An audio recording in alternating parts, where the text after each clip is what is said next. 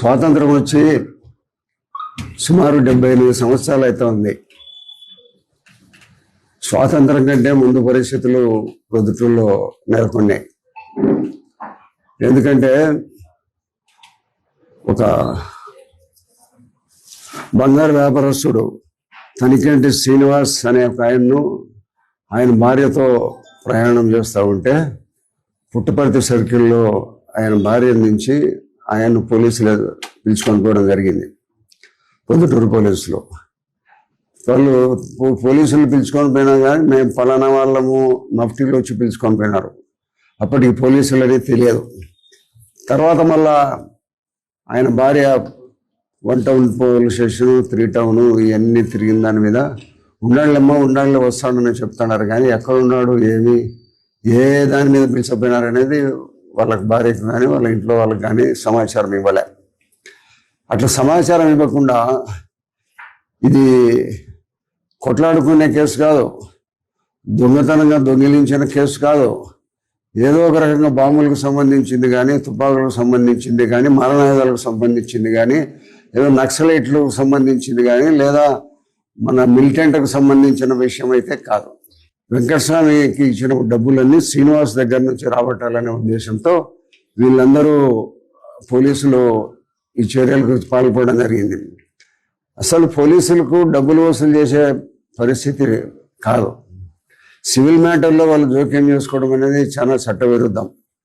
Civil మ్యాటర్లకు సంబంధించి వాళ్ళకు బాకీలు ఇవ్వాలా వీళ్ళకి బాకీలు ఇవ్వాలా వాళ్ళకు నువ్వు అనేది పెట్టి ఆ డబ్బు సుమారు 7 కోట్ల రూపాయల డబ్బులు వసూలు చేసి వీళ్ళ దగ్గర నుంచి వాళ్ళు ఎవరు ఏ ఉన్నతాధికారి మాట్లాడాడేమో తెలియదు. కానీ పొద్దుటూరు పోలీసులు మాత్రము దాదాపు 7 కోట్ల రూపాయల డబ్బులు వసూలు చేసి ఈ వెంకటస్వామి దగ్గర నుంచి, మరి అదే మాదిరిగా ఈ వెంకటస్వామి దగ్గర ఏం లేదు కాబట్టి వాళ్ళన్న తనికంటి శ్రీనివాస్ దగ్గర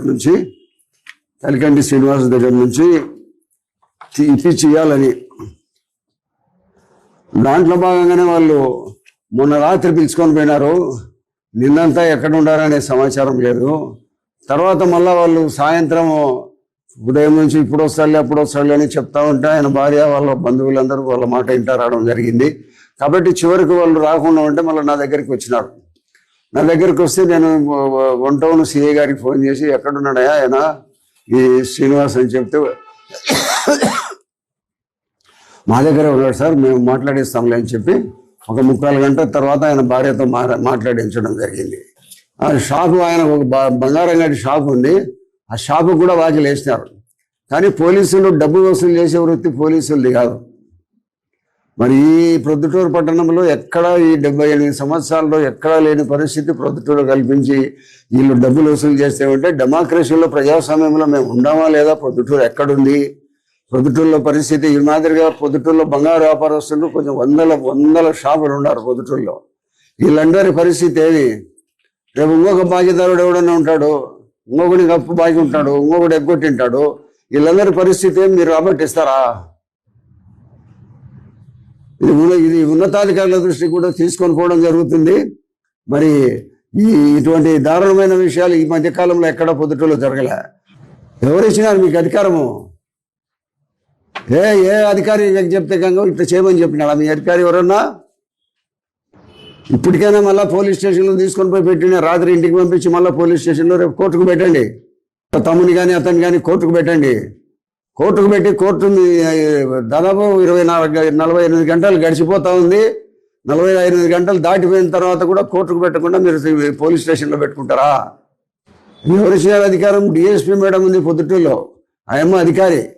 ఆయమ్మ పోలీస్ స్టేషన్లో ఏం జరుగుతుంది, ఎక్కడేం జరుగుతుందని తెలుసుకోవాల్సిన బాధ్యత ఆయమ్మ ఉంది. డైరెక్ట్ రిక్రూట్మెంట్ ఆయమ్మ. అన్ని పోలీస్ స్టేషన్లో ఏం జరుగుతుందని తెలుసుకొని సరైన పద్ధతిలో చట్టాన్ని ఇంప్లిమెంట్ చేస్తాడమా లేదా అనేది చూడాలా. అది లేకుండా ఆయమ్మ ఊరికి నిమ్మకు నీరెత్తినట్టు ఊరికి ఇంట్లో కూర్చోంది. కడప ఎస్పీ గారికి తెలియదు. ఇది ఉన్నత స్థాయి నుంచి వచ్చిన ఆదేశాల మేరకు పోలీసులు చేస్తూ ఉన్నారు. ఇది చాలా దుర్మార్గమైన పరిస్థితి. బ్రిటిష్ వాళ్ళే మేలు అనిపించే పరిస్థితిలో ఈ ప్రొద్దుటూరు పోలీసుల పరిస్థితి ఉంది. కాబట్టి మనమందరం కూడా చైతన్యవంతులు అయ్యి వాళ్ళ పోలీసులు చేసిన తప్పుల మీద మనం తిరుగుబాటు చేస్తే తప్పక, లేకపోతే మామూలు జనానికంతా న్యాయమైన హక్కులు మనం కోల్పోయిన వాళ్ళం అవుతాం. కాబట్టి మీరు అందరూ కూడా పోలీసులందరూ మరి ఎందుకు చేసినారు ఏమనేది మీరు చట్టం ముందు ఈ రోజు కాకపోతే దేవుని దగ్గర మీరు జవాబు చెప్పుకోవాలా. కాబట్టి ఇది ఉన్నతాధికారుల దృష్టికి తీసుకొని పోవడం జరుగుతుంది. ముఖ్యమంత్రి గారికి కూడా ఫిర్యాదు చేస్తాను. తప్పకుండా మరి ఈ విషయం మీద వారి కుటుంబ సభ్యులతో మాట్లాడి న్యాయ విచారణ కోరడానికి కూడా అవకాశం ఉంది.